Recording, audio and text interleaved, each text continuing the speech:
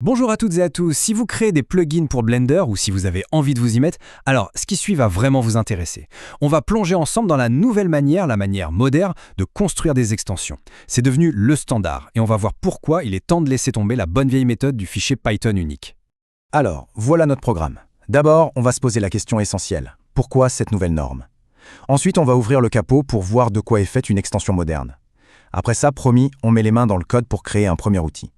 On montera ensuite en gamme en parlant des différentes architectures possibles et on finira avec les erreurs à ne surtout pas faire. Bref, un parcours complet pour être à jour. C'est parti avec la première section, la nouvelle norme Blender. Il faut bien comprendre qu'on ne parle pas juste d'un petit changement. C'est une vraie évolution dans la façon de penser les add-ons. On passe du simple script bricolé dans son coin à des extensions bien plus solides, bien mieux organisées. C'est vraiment le socle de tout ce qui va suivre. Là, c'est très visuel. À gauche, l'ancienne école, le gros fichier Python unique. Ça fonctionne encore, attention, Blender ne l'a pas abandonné, mais franchement, ce n'est plus du tout recommandé. C'est vite le bazar à maintenir et pour le partager, c'est compliqué. À droite, c'est le présent, et surtout l'avenir. C'est le standard officiel depuis Blender 4.2. Un dossier propre avec ce qu'on appelle un manifeste.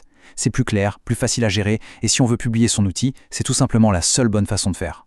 Bon, maintenant qu'on a vu le pourquoi, passons au comment.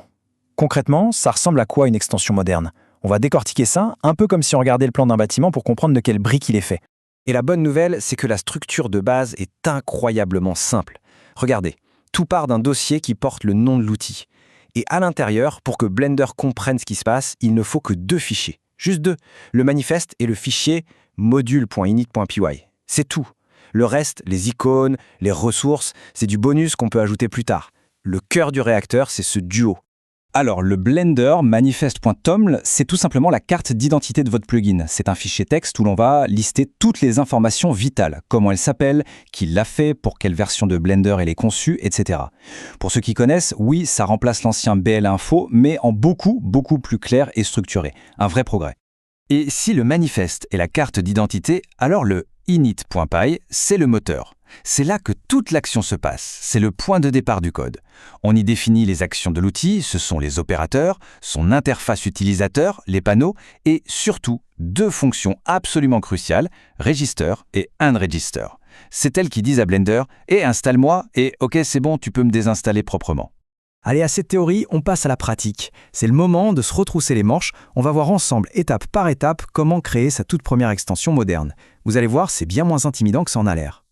En fait, ça se résume à 4 étapes simples. 1. On crée un dossier. Petite astuce, un nom en snake case, donc en minuscule avec des tirets bas, c'est une super habitude à prendre. 2. On y place notre manifeste et on remplit les infos de base. 3. La partie la plus fun, on code notre init.py. Et enfin, 4. On teste. Et là, j'ai un conseil en or, utilisez la fonction Add Local Folder de Blender, ça permet de tester son code en direct sans avoir à réinstaller l'add-on à chaque changement. C'est un gain de temps absolument énorme. Ok, les bases sont là. Mais qu'est-ce qui se passe quand notre outil devient plus complexe, avec plus de fonctionnalités? On ne va pas tout entasser dans un seul fichier. C'est là qu'on doit commencer à penser architecture. Comment est-ce qu'on organise le code pour qu'il reste logique et facile à maintenir, même quand le projet grandit? Alors cette diapo, c'est un peu votre couteau suisse. Gardez-la en tête. C'est une sorte de guide. Pour un besoin donné, elle vous propose une solution technique qui a fait ses preuves avec son niveau de difficulté. Par exemple, pour un outil avec des réglages, on va utiliser un property group. C'est une sorte de boîte à outils pour stocker les paramètres. Pour un outil interactif qui réagit à la souris, on passera par un opérateur modal. Ce tableau, c'est une super feuille de route pour choisir la bonne approche dès le début de son projet. On arrive à la dernière section et c'est une de mes préférées. Maintenant qu'on sait construire, on va apprendre à bien construire. On va passer en revue les pièges classiques qui peuvent faire perdre un temps fou et les bonnes habitudes à prendre pour progresser. Ah, les erreurs classiques. On est tous passés par là. Oublier la version minimum de Blender et chercher pendant 1 heure pourquoi ça ne marche pas, ou mal nommer son ID. Mais s'il y a un réflexe à avoir, c'est celui-là. Pendant que vous développez, utilisez et abusez de la touche F8 pour recharger les scripts. C'est le meilleur moyen de vérifier que votre fonction unregister fait bien le ménage. Ça évite de laisser des morceaux de votre add-on traîner partout et de créer des bugs bizarres. J'aime beaucoup cette diapositive parce qu'elle montre une voie de progression très claire. C'est un peu comme des niveaux dans un jeu. On commence tous au niveau 1 avec un outil tout simple, puis on apprend à gérer des options, on passe au niveau 2, ensuite on se soucie de la qualité, de l'expérience utilisateur, jusqu'au niveau 5, le niveau pro, où on intègre des outils avancés comme les tests automatisés. C'est un parcours logique et super motivant qui montre que chaque étape est atteignable. Du coup, la question que j'ai envie de vous laisser est la suivante. En regardant ce parcours, où est-ce que vous vous situez? Et surtout, Quelle est la prochaine étape que vous avez envie de viser? Passer du niveau 1 au 2, ou peut-être préparer une première publication?